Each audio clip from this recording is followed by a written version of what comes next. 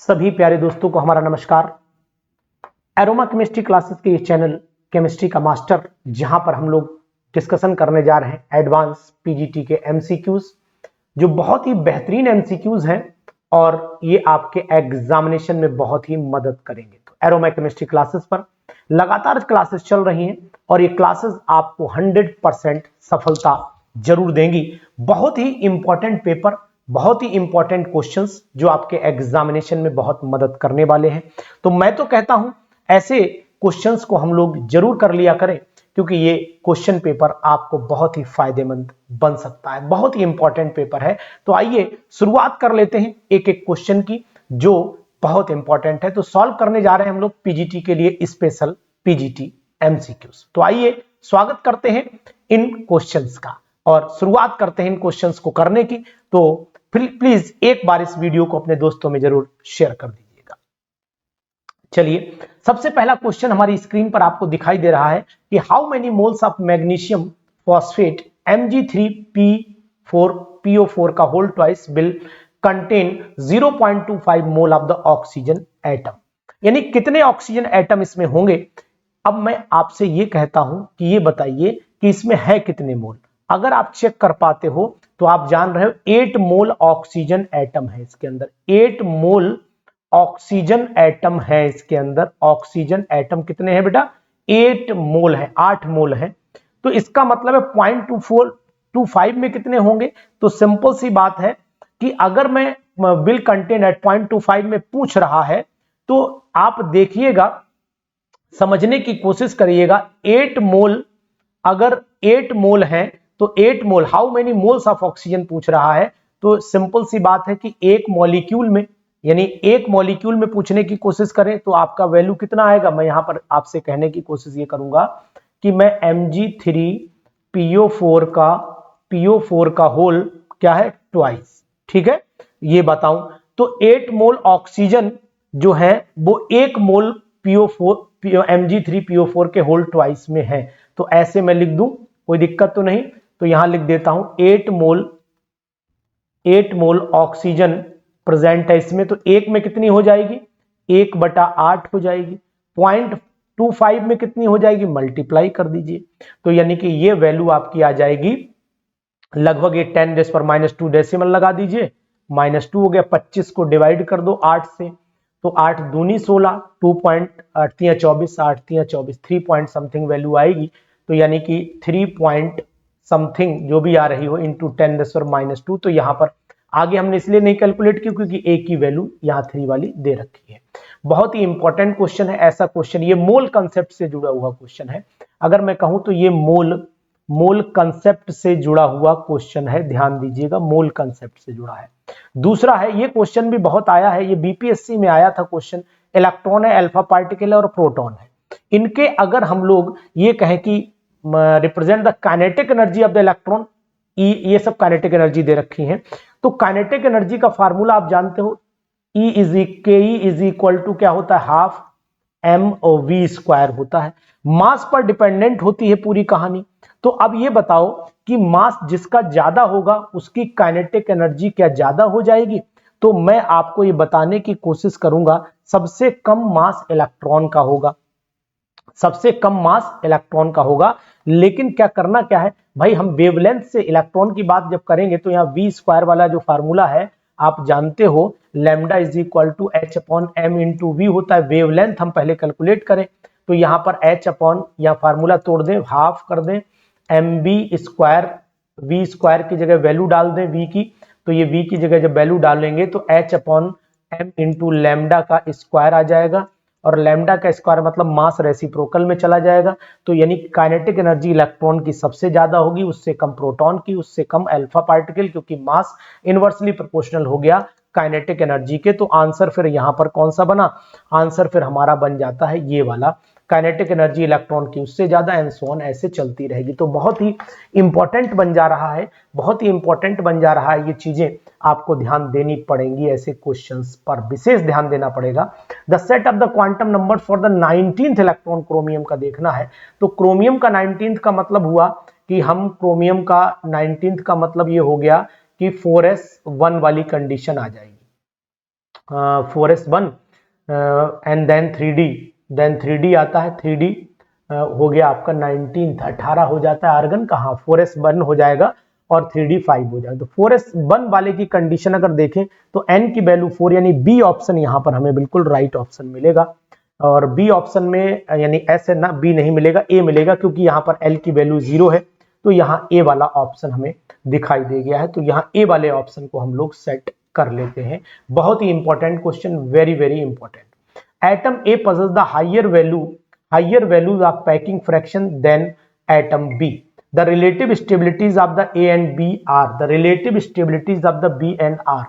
तो अब यहां पर भी समझने वाली बात यह है कि अगर हम स्टेबिलिटी को देखें, ए की हाई वैल्यू है तो इसका मतलब बी ज्यादा स्टेबल हो गया एज कंपेयर टू ए, तो बी ऑप्शन यहां पर हमारा राइट ऑप्शन हो जाएगा। बहुत ही अच्छे क्वेश्चन है, special questions for PGT and TGT exams of UP as well as Bihar and Uttarakhand. ये हमारा इसने कितने अल्फा कितने बीटा इमिट किए हैं तो मैं आपको बताने की कोशिश करूंगा। 90 यानी कि पहले हम लोग अल्फा निकाल दें, अल्फा का डिफरेंस निकाल लें, यानी 206 में से आपका नहीं तो गड़बड़ा जाएगा, ये तो दिया ही नहीं है, इमिट्स अल्फा बीटा पार्टिकल। अच्छा, इन्होंने कितने अल्फा इमिट कर दिए हैं, इन्होंने अल्फा करें 8, अगर 8 अल्फा इमिट किए हैं तो सिंपल सी बात हुई कि 8 अल्फा इमिट करने के बाद 4 में कमी हो जाएगी, 4 अट्ठे 32 घटा दें इसमें से, तो 32 घटाएंगे तो कितना बचेगा 238 माइनस 32 घटा दीजिए, 6 बचा, 0 बचा, यानी 206 आया। ठीक है, 206 आ गया, चलो मान लिया। अब क्या कह रहा है, बीटा पार्टिकल कितने इमिट किए हैं, 6 इसने बीटा इमिट कर दिए हैं।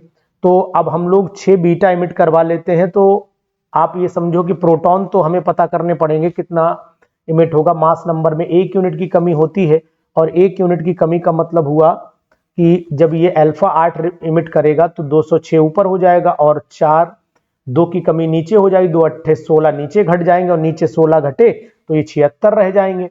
भाई 16 घटाइए तो 12 में से 6, ठीक है, 76 बचे। तो अगर जो भी एलिमेंट बनेगा वो ये बनेगा 76 x 206।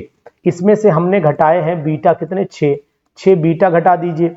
तो इसमें बीटा में क्या होता है, मास जो 76 आया है इसमें 1 यूनिट की बढ़ोतरी हो जाएगी, तो बढ़ोतरी का मतलब 76 और 6 के हो गए 82 और ये 22 बना, यहाँ पर कोई चेंज नहीं होता है तो 206 ही रह गया, तो 82 206 हो गया। अब नंबर ऑफ न्यूट्रॉन निकालो, तो 206 माइनस 82 कर दो, तो ये बचा आपका 124 है, चेक करते रहिएगा, 124 बचा। अब कह रहा है प्रोटॉन न्यूट्रॉन रेशियो पता करो, चलो भाई प्रोटॉन तो यहाँ पर 82 हो गए, न्यूट्रॉन घटा के निकलेंगे, तो 124 नहीं, तो प्रोटॉन तो निकल ही है, घटा के क्या निकलेंगे, तो न्यूट्रॉन हो ही गए, ये न्यूट्रॉन हो ही गए, तो 124 बटे 82 कर दो और इनका रेशियो निकालो। तो 3 दून 3 चौको 12 नहीं कटेगा, 4 छंग 24 नहीं कटेगा, 2 छंग 12, चलो 2 छंग 12, 2 दूनी 4, 2 चौको 8, 2 एक कम 2, यानी कि 62 41 आ रहा है, यानी डी ऑप्शन यहाँ पर हमारा राइट ऑप्शन चला जा रहा है। तो बहुत ही इंपॉर्टेंट क्वेश्चन है साथियों, अगर ऐसे क्वेश्चन आप कर लेते हैं तो मैं मान लूंगा कि वास्तव में आपकी तैयारी एकदम अप टू द मार्क है। बहुत ही बेहतरीन क्वेश्चन की स्लॉट है, करिए जरूर, इसको जरूर करिए, बहुत ही इंपॉर्टेंट, वेरी वेरी इंपॉर्टेंट। अगर हम लोग बॉन्ड ऑर्डर की बात करने जा रहे हैं तो बॉन्ड ऑर्डर कहां पर ले जा रहा है, देखिएगा बॉन्ड ऑर्डर पूछा है, ये O2 प्लस का सबसे ज्यादा आना चाहिए, फिर O2 का, फिर माइनस, यानी ए ऑप्शन यहाँ पर छठे का ए ऑप्शन हमारा सही होगा। बहुत ही इंपॉर्टेंट क्वेश्चन है। द बॉन्ड लेंथ, ये अच्छा बॉन्ड लेंथ स्टेबिलिटी, ओ हो उल्टा होता है bond length, sorry, bond energy होगी ना ज्यादा, तो बॉन्ड लेंथ तो फिर इसकी ज्यादा होनी चाहिए, बी ऑप्शन यहाँ पर राइट होगा। बॉन्ड लेंथ की बात कर रहा है भैया, ध्यान देना, बॉन्ड एनर्जी इसकी ज्यादा होगी ए वाले की, और बॉन्ड लेंथ इसकी ज्यादा होगी, ध्यान दो, बहुत इंपॉर्टेंट क्वेश्चन है, very very important. H2O is a dipolar whereas the BeF2 is not। तो आप यहाँ पर सिंपल ये कह सकते हो 7th वाले में, अगर H2O का स्ट्रक्चर देखो आप, तो स्ट्रक्चर से आप एक्सप्लेनेशन दे सकते हो कि क्या एक्सप्लेनेशन मिलेगा। ये एंगुलर होता है और ये आपका लीनियर हो जाएगा, तो बात ये कि डी ऑप्शन में यहाँ पर राइट ऑप्शन लगा लेते हैं। बहुत ही अच्छे क्वेश्चन, बाहर क्या ये क्वेश्चन आया था, अगर जो लोग बीपीएससी का पेपर दिए हैं वो लोग जान रहे होंगे कि ICl2 का शेप कैसा होता है, तो ICl2 का डिस्टॉर्टेड ट्राइगोनल बाइपिरामिडल होता है, क्योंकि ICl2 ऊपर से ये लोन पेयर भी इसके ऊपर बच जाते हैं। तो स्ट्रक्चर की बात कर रहा है तो यहां पर मैं डी ऑप्शन दूंगा, distorted trigonal bi pyramidal geometry इसकी मानी जाती है। हाइब्रिडाइजेशन अगर नोट करो तो sp3 डी हाइब्रिडाइजेशन आएगी, आप चेक करके देख लीजिए। ICl है ना, ICl2 है, लोन पेयर कितने, अब आपको 1 2 इसमें इन्वॉल्व हो गए, 1 2 3 4 5 6। तो सिंपल सी बात है कि भाई एक नेगेटिव लगाए ना तो 1 2 3 दूनी 6 7 8 हो ही गए इलेक्ट्रॉन, तो सिंपल यही आएगा sp3d hybridisation distorted trigonal bipyramidal हो जाता है इसकी शेप। बहुत ही बेहतरीन क्वेश्चन, बहुत ही इंपॉर्टेंट क्वेश्चन। तो साथियों ऐसे क्वेश्चन आप जरूर करते रहें। Which of the following molecule ion does not contain the unpaired electron, unpaired electron simple सी बात है कहां नहीं होंगे। तो 9th वाले का अगर मैं O2 माइनस माइनस का देखूं तो अगर O2 में देखूं तो वहां पर 2 अनपेयर्ड रहते हैं, लेकिन 2 नेगेटिव लग गए तो ये अनपेयर्ड यहां पर खत्म हो जाएंगे। बहुत ही बेहतर क्वेश्चन, बहुत ही जिंदा दिली का क्वेश्चन है, तो आप बिल्कुल भरपूर साथ रहिए इसके। The oxidation state of sulphur, अगर सभी में सल्फर की ऑक्सीडेशन स्टेट निकाल ली जाए तो कितनी ऑक्सीडेशन स्टेट आएगी। तो जैसा कि जानकारी जो कैलकुलेशन से करके रखी गई है वो ये है कि SO3 डाई नेगेटिव में सबसे SO3 डाई नेगेटिव में आता है इनसे कम इनसे ज्यादा, यानी कि ये इसकी आई है, देखो भाई कितनी रखी है निकल, हाँ इसकी +5 निकाल करके रखी गई है, और इसकी वैल्यू जो है वो ये जो ये वाला है इसकी निकाल के +3 रखी गई है, और इसकी निकाल के +4 रखी गई। तो मतलब है ये है कि सबसे ज्यादा इसी की आएगी फिर इसकी आएगी, यानी कि ये बीच में आएगा। तो ये ऑप्शन सी वाला हमारा ऑप्शन राइट ऑप्शन हो जाएगा। तो है ना बहुत ही अच्छे क्वेश्चन, ऐसे क्वेश्चन आप जरूर किया करिए। An ionic compound has the unit cell consisting A corner पर और क्यूब बी सेंटर पर फेसेस पे है। तो बहुत ही अच्छा क्वेश्चन ये भी हो गया। तो आपको पता होना चाहिए कि कंपाउंड क्या फार्मूला क्या हो सकता है। ए कॉर्नर पर है तो ए की 1/8 इंटू 8 मतलब 1 हो गया, और ये फेसेस पे है सेंटर पर तो ये 3 मान लीजिए। तो यहाँ पर हम AB3 फार्मूला निकाल लेते हैं। ऑप्शन चेक कर लेते हैं कि ऑप्शन क्या दिया हुआ है, ऑप्शन भी चेक करना जरूरी है ना, ऑप्शन क्या दिया हुआ। चलिए ऑप्शन नोट कर लेते हैं कि क्या इसका ऑप्शन है। तो भैया चले आते हैं, ऑप्शन AB3 हमें डी दिखाई दे रहा है, ऑप्शन AB3 हमें डी दिखाई दे रहा है, तो हम डी ऑप्शन पर लगा देते हैं। ये भी बहुत ही अच्छा क्वेश्चन है, बहुत ही इंपॉर्टेंट क्वेश्चन है, जरूर किया करिए ऐसे क्वेश्चन, और हम तो हमेशा ऐसे क्वेश्चंस को सराहते हैं कि आप ऐसे क्वेश्चन करें। 12th वाले पर चले आइए।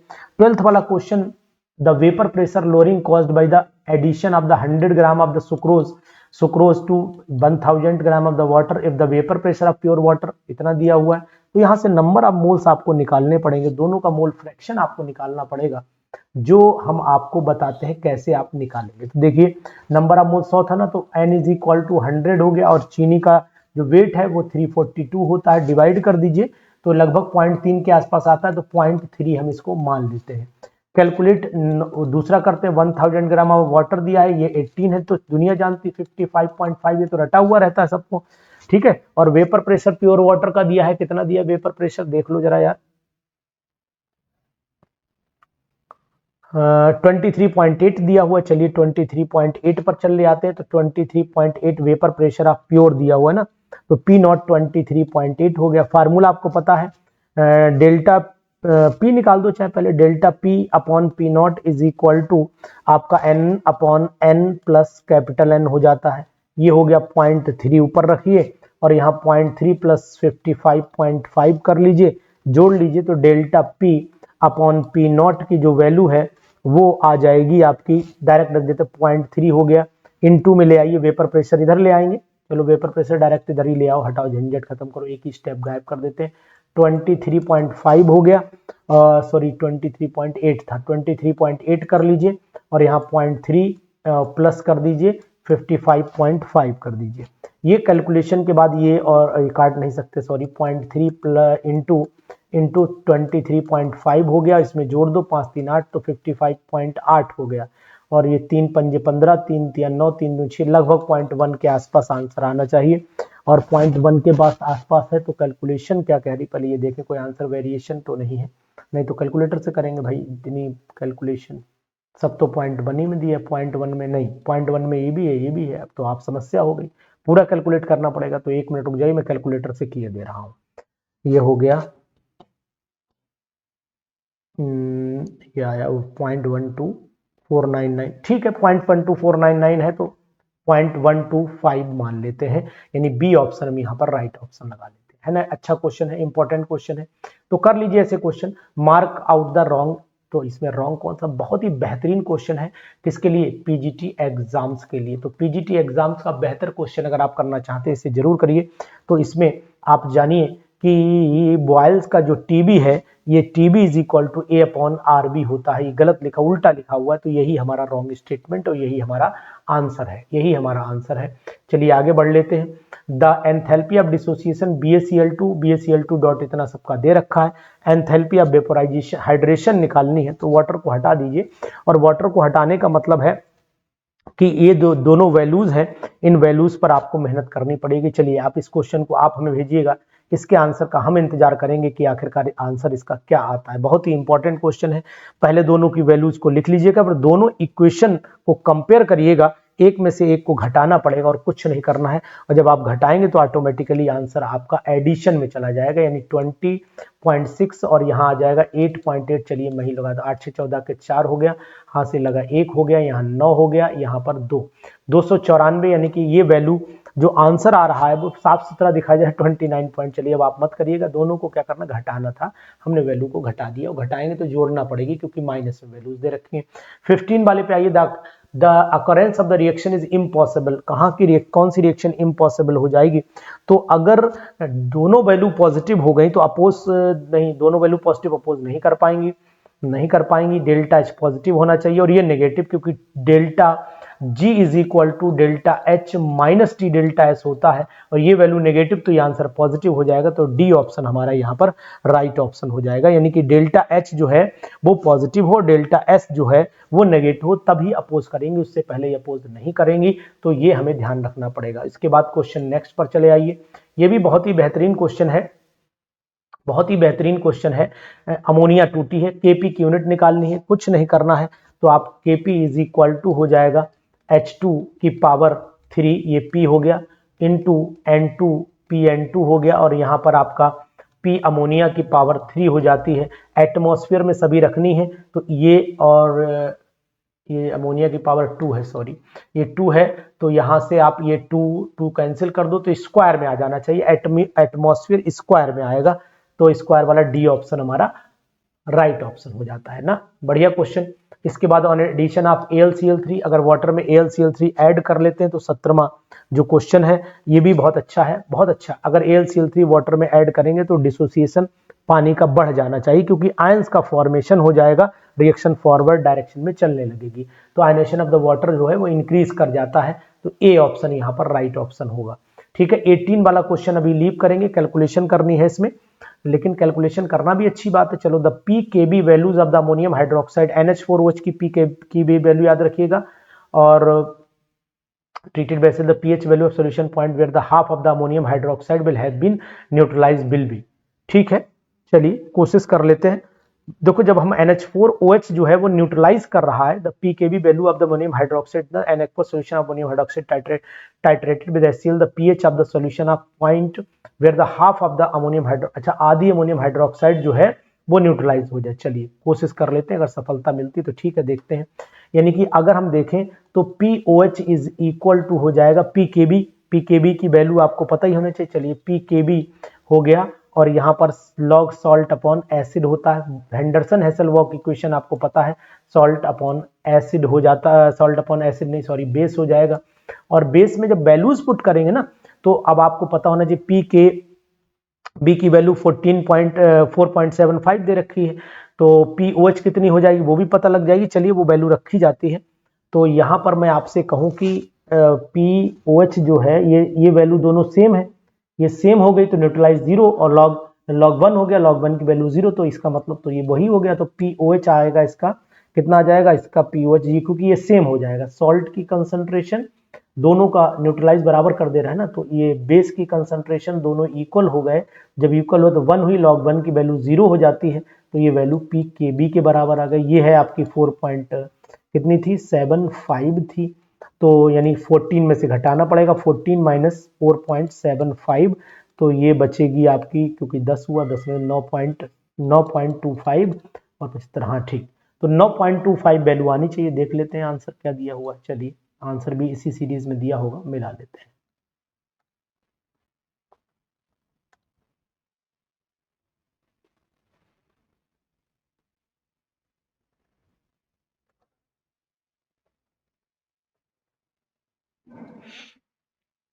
आंसर दिया है आपका इसी सीरीज में, ये ठीक 9.25, वेरी गुड।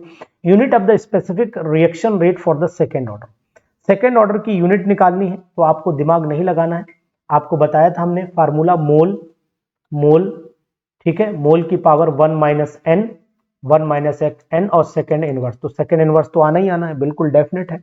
और यहाँ पर अगर 1 माइनस 2 कर दो तो माइनस का 1 बचा, तो मोल माइनस में चला जाएगा, मोल पर लीटर, सॉरी मोल पर लीटर, मोल पर लीटर की पावर 1 माइनस एन रहता है, तो पर वाला तो प्लस में हो जाएगा, ये तो यूनिट बनेगी लीटर पर मोल और सेकेंड इनवर्स बनेगी। तो ये बना आपका ये फार्मूला लीटर पर मोल और सेकेंड इनवर्स, यानी कि यही लगा दें, बिल्कुल सही। तो ऐसे क्वेश्चंस आप जरूर करें क्योंकि ये क्वेश्चन आपको बहुत ही मेहनत करने का जज्बा पैदा करते हैं। Hydride of nitrogen which is acidic, तो हाइड्रोजोइक एसिड जो होता है वो एसिडिक होता है क्योंकि इसका एन जो होता है वो 3 नेगेटिव फॉर्म में रहता है, इस बात का ध्यान दीजिएगा। 21 अमोनल इज यूज्ड इन बॉम्ब, पूछा जाता है अमोनल किस फॉर्म में यूज किया जाता है, तो आपको बताने की कोशिश करूंगा। एल्युमिनियम नाइट्रेट होता है और एल्युमिनियम नाइट्रेट और कार्बन का इसमें यूज करते हैं जहां तक मैं जानता हूं। बाकी अगर अमोनल को आप जान रहे हैं तो आप जरूर बताइएगा हमें, क्योंकि एल्युमिनियम के मिक्सचर में तो कार्बन भी रहता है लेकिन कार्बन अमाउंट कम होता है, तीनों का ऑप्शन कोई दिया नहीं है। अमोनल यानी एल्युमिनियम तो रहता है निश्चित है, कार्बन तो बहुत कम रहता है, लेकिन कार्बन का ऑप्शन एल्युमिनियम के साथ नहीं दिया है, ये थोड़ा सा डाउट पैदा कर रहा है फिलहाल। तो चलिए सी लगाते हैं, ऑप्शन सी। कारण ये है कि एल्युमिनियम और ये मेन तो यही रहते हैं अमोनल के, कार्बन तो बाद में मिलाते हैं। चलिए ठीक, मेन वही कंस्टिट्यूएंट है, तो ये क्वेश्चन भी बहुत अच्छा क्वेश्चन है। चलिए इसके बाद क्वेश्चन नंबर 22 पर आ जाते हैं। 22वां क्वेश्चन कहता है कि germanium second compound are powerful reducing agent. बहुत ही अच्छा क्वेश्चन, बहुत ही अच्छा क्वेश्चन। इनर्ट पेयर इफेक्ट इसमें काम करना चाहिए क्योंकि अगर लेड का नाम कहीं पर से आ गया है तो फिर इनर्ट पेयर इफेक्ट तो बिल्कुल 100% आ जाता है। और स्ट्रॉन्ग ऑक्सीडाइजिंग एजेंट है तो इसका मतलब डी ऑप्शन हम लगा लेते हैं क्योंकि हमें यहाँ पर इनर्ट पेयर इफेक्ट दिखाई दे गया है। बहुत ही बेहतर। When a colourless gas is pass through the bromine water only decolourisation takes place. तो साफ सुथरा जवाब है इसमें, कुछ ज्यादा सोचना नहीं है क्योंकि सल्फर डाइऑक्साइड जब पास करते हैं ब्रोमीन वाटर में तो वो डीकलराइज इसको कर देता है। तो 23वें का जवाब ए हो जाएगा। विच of the following compound can be dehydrated easily, कौन आसानी से डिहाइड्रेट हो जाएगा। तो डिहाइड्रेशन अगर आसानी से करना है तो देख लेते हैं कौन इसमें ज्यादा कम स्टेबल है।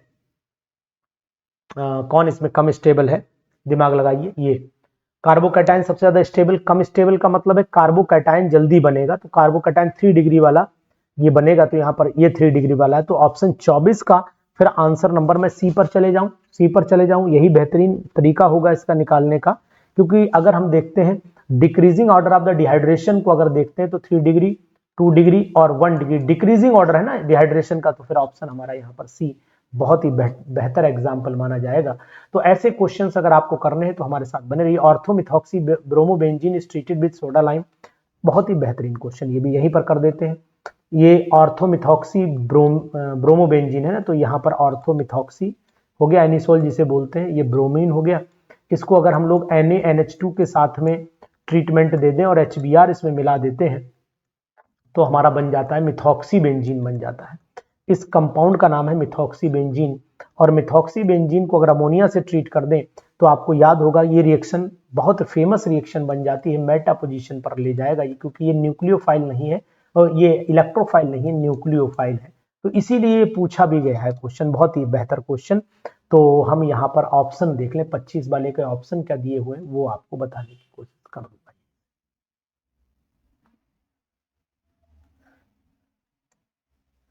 जी, तो यहाँ पर जो ऑप्शन है मेटा मिथॉक्सी एनिलीन आपको मिल जाता है, यानी डी ऑप्शन हमें मिलेगा।